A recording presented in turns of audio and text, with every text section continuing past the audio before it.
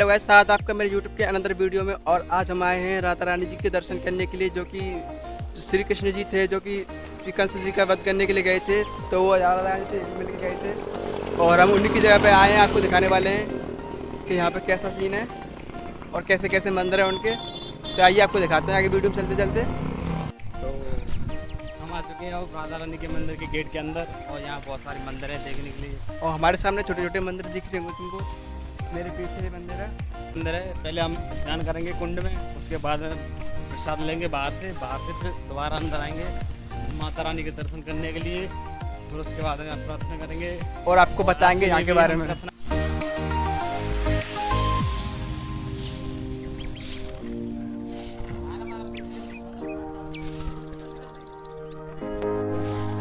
यहाँ पे नग्न अवस्था में आते हुए काफी बड़ा कुंड है भाई। कभी कुंड में नहाए हो?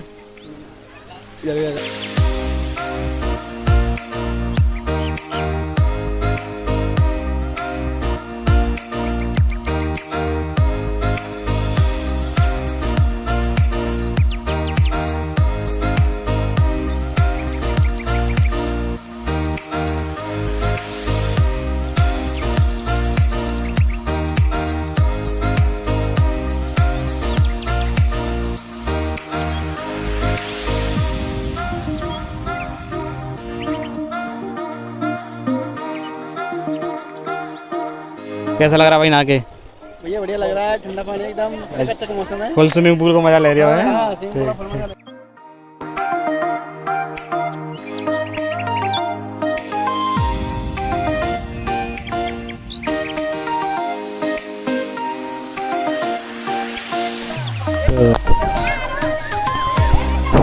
नहाओगे? हेलो गाइस, मैं जा रहा हूँ नहाने के लिए और मुझे बहुत गर्मी लग रही है, इसलिए मैं नहाने के लिए जा रहा हूँ। अब देखना कैसे नहाता हूँ।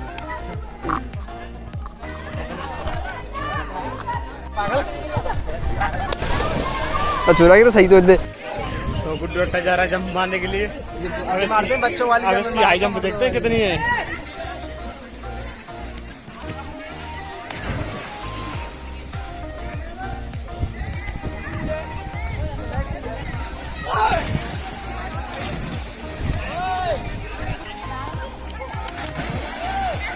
हम नहा लिए हैं, तो अभी जा रहे हैं हम पूजा करने के लिए। उससे पहले लेते हैं प्रसाद। प्रसाद बहुत जरूरी है। तो अभी ले लिया हमने प्रसाद और अभी जा रहे हैं मंदिर की तरफ। और मंदिर में मिलते हैं, आपको दिखाएंगे कैसे कैसे मंदिर हैं आगे राधा रानी जी के। और वहाँ पे बाबा जी से पूछेंगे। अभी लगा लेते हैं राधा रानी का टीका माथे पे। बोरो प्लस का सफेद टीका तो बहुत लगाया होगा, अब लगा लो राधा रानी का टीका।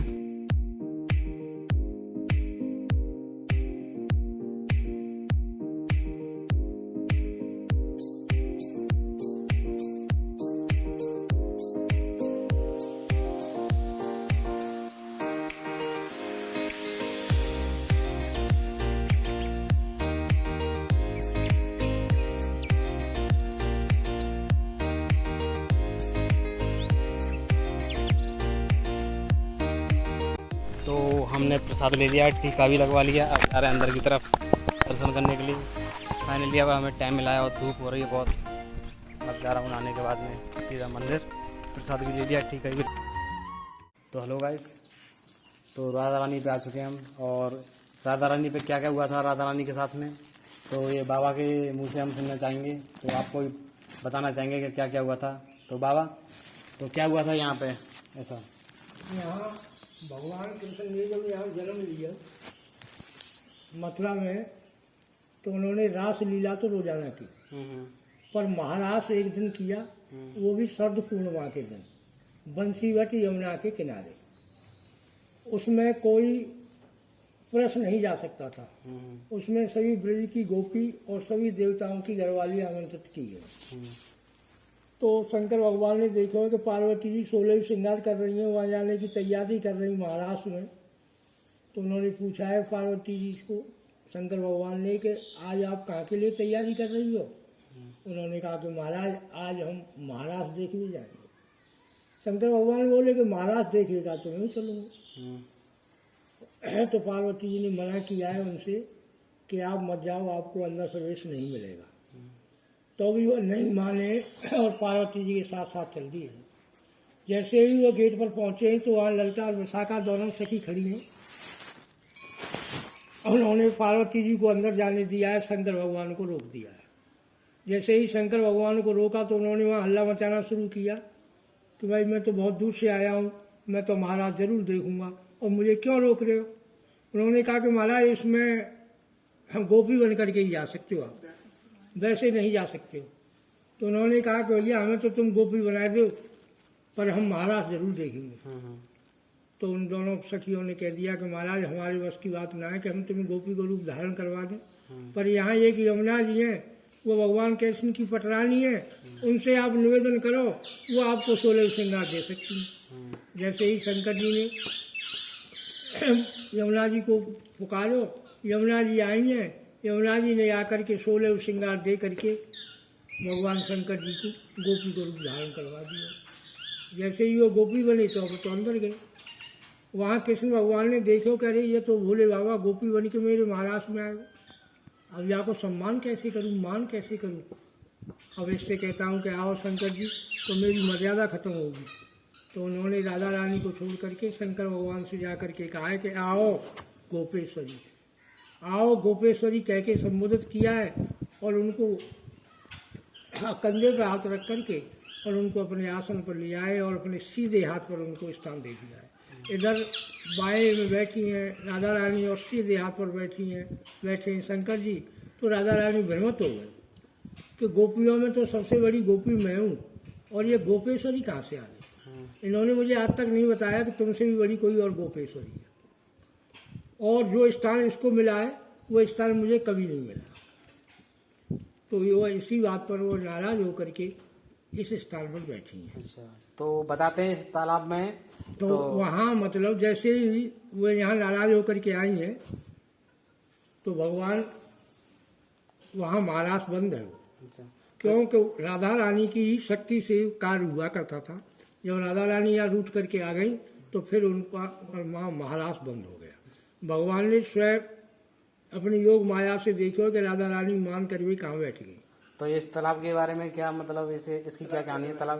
तो बताऊंगा मैं, इसी आ जाएगी। अच्छा, तो उन्होंने अपनी योग माया से देखो कि राधा रानी मान कर वे कहाँ बैठ गई। तो जैसे ही उन्होंने देख करके फिर यमुना जी को बुलाया, यमुना जी से कहा है कि आओ यमुना जी आप जाओ, राधा रानी मान कर वे बैठ गई हैं, उनको मना ला। तो यहाँ यमुना जी आई हैं तो यमुना जी को देख करके राधा रानी और गुस्से में हो गई। उन्होंने कहा कि तेरी इतनी बड़ी हिम्मत कि तू मेरी मान को खंडन करवे आई है, या मैं तुझे श्राप देती हूँ कि तेरी धार एक जगह नहीं बहेगी। तो वो श्रोमण करके यमुना जी लौट करके फिर कृष्ण भगवान के पास गई और कृष्ण भगवान से कहा है कि हे प्रभु आपकी लीला को आप ही जानो, मैंने जो किया सो मैंने तो पा लिया। तो भगवान को स्वयं आना पड़े। राधा रानी की चरण सेवा कर रहे हैं और उनसे बार बार कह रहे हैं कि हे राधे, मैंने जिससे गोपेश्वरी कहा है वो कोई गोपी नहीं थी, मैंने किसी गोपी से गोपेश्वरी नहीं कहा है, आप भ्रमित हो गई हो। भोले बाबा गोपी को रूप धारण करके मेरे महाराज में आए, मैंने उनको मान करो सम्मान करो, मैंने किसी गोपी से गोपेश्वरी नहीं कहा है। तो राधा रानी ने भगवान कृष्ण की बात को सुन करके यहाँ फिर पछताव की और बहुत यहाँ वो आंसुओं से रोई। राधा रानी के ही आंसुओं से यह सरोवर है, सरोवर बना है।